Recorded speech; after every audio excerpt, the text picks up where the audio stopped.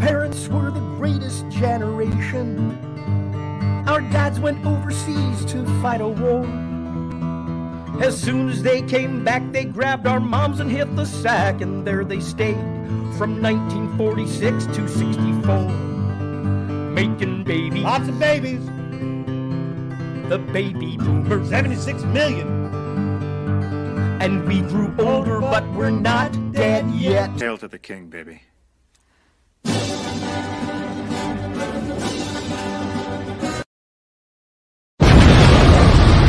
Hey, and it's time for a quickie review that is, with Duke Gonzo. Hail to the king, baby. Do you watch Dr. Gonzo? Yes, Dr. Gonzo. Hey, Dr. Gonzo's here. Put a dime in him, you gotta let the whole song play out. He's like human jukebox. He's like a human jukebox. Most of us baby boomers are like that. Just so you know, hey, this is Dr. Gonzo, Duke Nukem, the Gringo Slant. I go under many other names. Brett R. Smith and I are going to define cult classics and what makes a movie a cult classic. I'm going to break it down. There's so many of them. I listed just a couple. Buckaroo Banzai, of course. Rocky Horror Picture Show, one of the leading cult classics. Blade Runner. I'm going to go over Big Trouble in Little China because it happens to be my favorite one. Doc Savage with Ron Ely, which was pretty bad. John Carter, Warlord of Mars, Legend of Tarzan. And we're going to try to explain why things go into cult classic status. Now, just so you know, Big Trouble in Little China, it debuted back in the 80s. It was actually July 2nd. It previewed at the theaters. I saw it live in the theaters. Matter of fact, I saw it in Findlay, Ohio, July 2nd, 1986. It grossed 2.7 for that weekend and 11 million worldwide for the year. It didn't even make budget, so it was considered a flop. But it is one of the most well-known cult classics everywhere. And James Hong, who played the villain in this, he actually is still alive, as is Kurt Russell. Kurt Russell had a lot of roles in a lot of the cult classics, especially with John Carpenter. So let's take a little look at behind the scenes of Big Trouble Little China. This is going to be for your enjoyment. I found this very interesting. Like I told my last wife, I says, honey, I never drive faster than I can see. Besides that, it's all in the reflexes. His name is Jack Burton, and although he has all the makings of being a hero, he isn't quite there yet. Safety! Oh, yeah.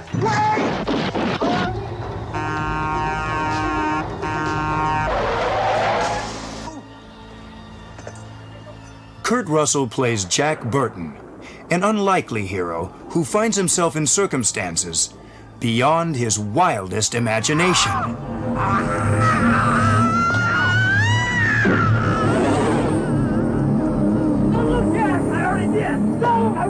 He's a blustery sort of blowhard who has a lot of self-assurance, and it really is not too handy. I think he's a lot of fun because he gets himself in a lot of trouble, gets out of it, but not the way that he thought he was going to get out of it. Follow the leader. 1, 2, 3. We may be trapped. I would start it right here. Okay. And as he comes in to hit him, I would pull back like this. Got it. Okay? Yeah. The movie is Big Trouble in Little China, directed by John Carpenter.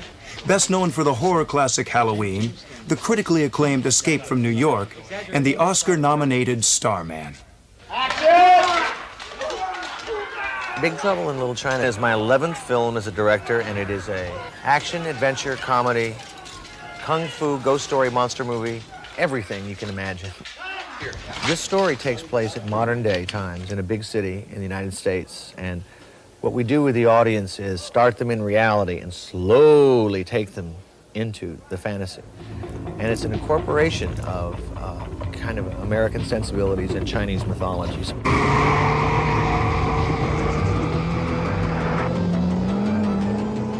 It all begins when the Lords of Death kidnap the fiancée of Jack's friend Wang Chi, played by Dennis Dunn.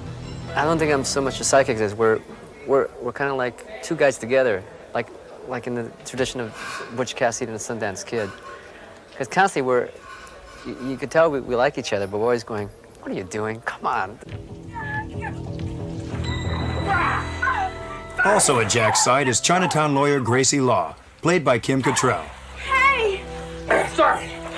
Sorry, I'm just thrilled to be alive. Yeah, sure. Let's go.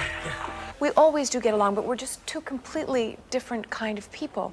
He sees things and approaches things from a very physical point of view, whereas I approach things from a very mental point of view. They took the key. Don't you have a spare? Of course I do, but it's underneath the... Oh. Hang on!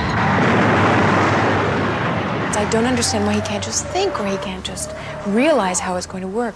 Sorry. So there is clashes and, of course, attraction involved with that as well, as life will have it.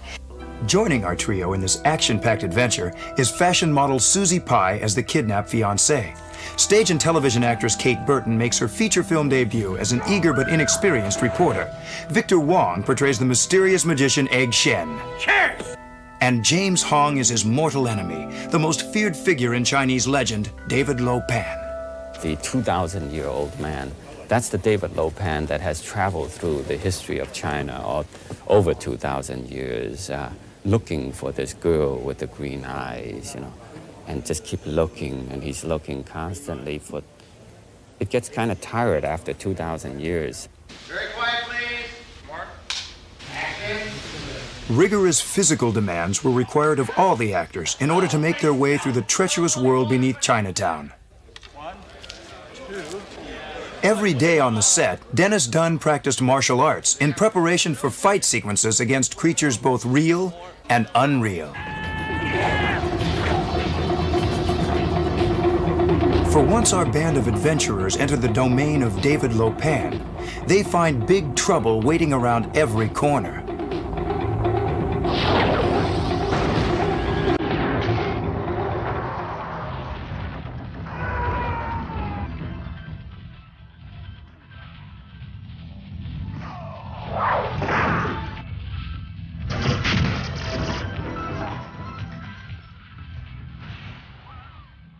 The fantastical creatures and visual effects were created under the watchful eye of Academy Award winner Richard Edlund, who reached into the world of Chinese mythology for his inspiration. Action!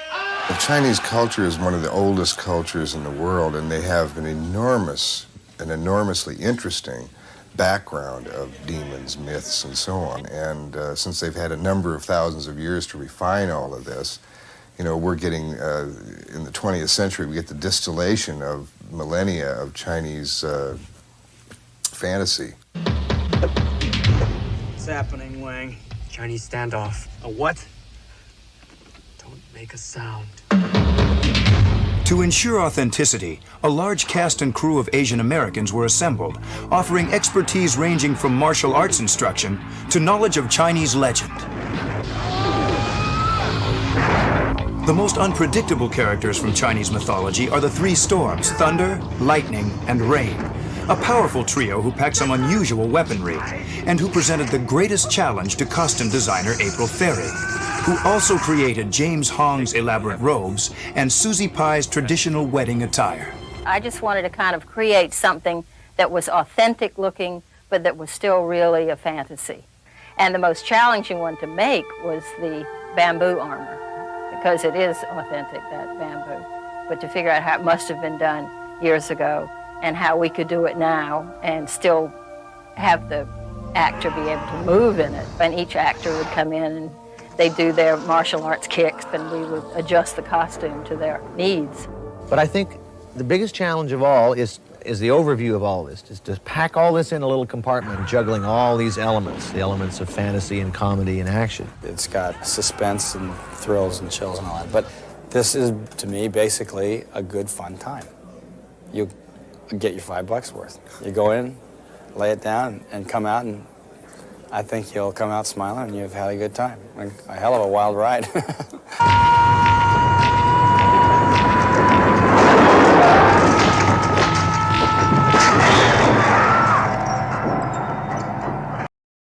And I'll tell you what, Big Trouble in Little China is a fantastic popcorn movie.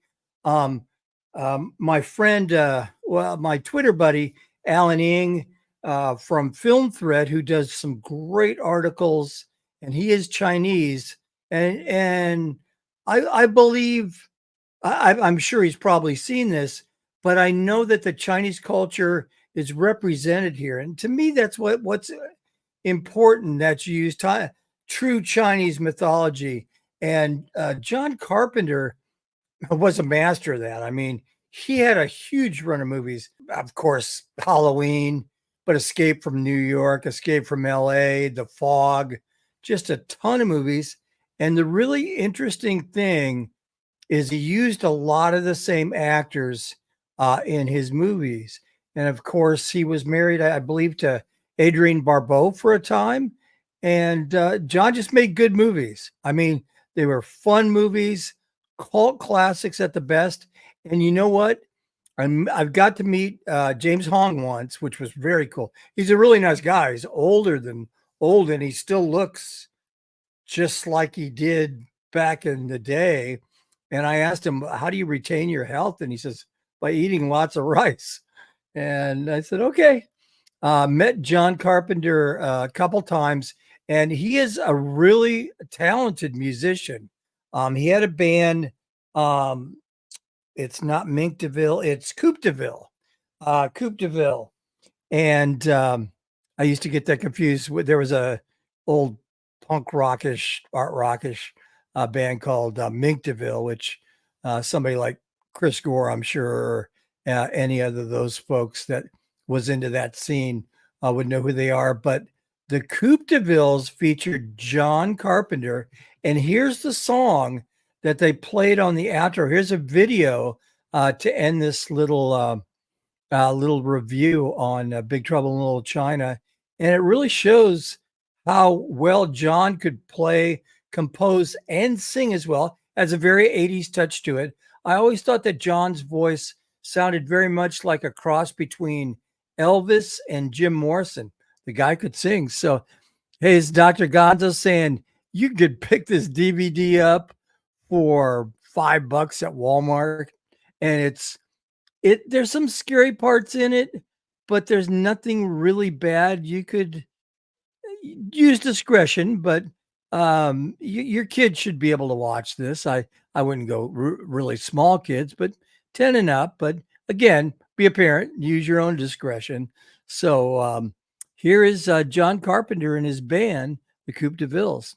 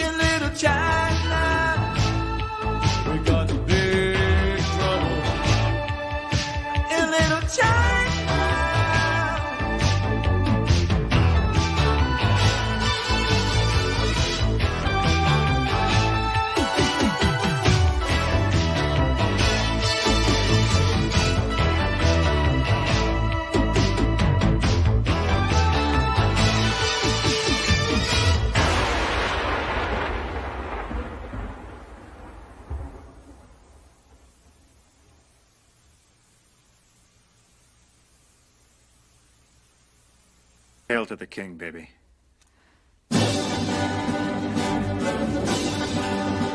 What the hell are you two doing? That's called rocking out. You wouldn't understand, Dad. You're not with it. I used to be with it, but then they changed what it was. Now what I'm with isn't it, and what's it seems weird and scary to me. It'll happen to you. And this is Dr. Gonzo for all you baby boomers. Hey, like and subscribe to the channel, and we'll see you right around the corner.